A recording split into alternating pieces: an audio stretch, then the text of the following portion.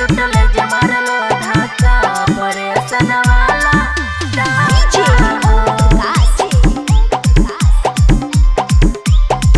हे हो लाग छ जनवा लाइले बहो सुना हे हो लाग छ जनवा लाइले बहो एको दिन सैया पक्का हो रतिया टूटल जे मारलो धाका रतिया टूटल जे मारलो धाका परेशान वाला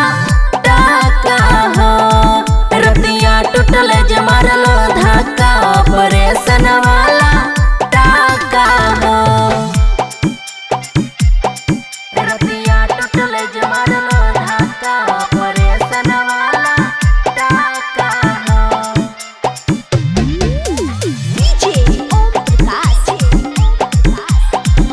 परेशान वाला टाका हो हाँ बाहरा से सैया खो खोल तू ताइल हो सोच लो न सैया मोर जवानी के चावैला हो एहो सुना ना हाँ बाहरा से सैया खा खोल तू ताइल हो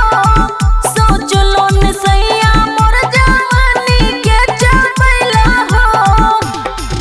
बुझलो सुझलो नहीं सैया जी सीधे मायरा दिल हो छाका हो रतिया टूटल जे मारलो धाका रतिया टूटल जे मारलो धाका परेशान वाला टाका हो रतिया टूटल जे मारलो धाका परेशान वाला टाका हो रतिया टूटल जे मारलो धाका परेशान वाला टाका हो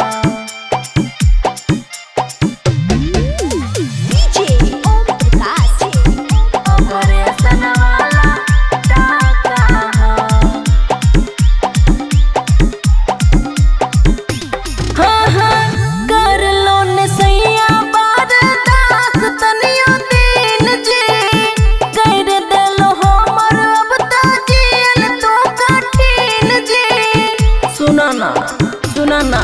हाँ कर लो न सैया बर्दाश्त तनियो दिन जी कर देलो हमर अब त जियल तो कठिन जी राइटर रंगीला राहुल जी तोरा कुछो नहीं बुझैता हो रतिया टूटल जे मारलो धाका रतिया टूटल जे मारलो धाका परेशान वाला टाका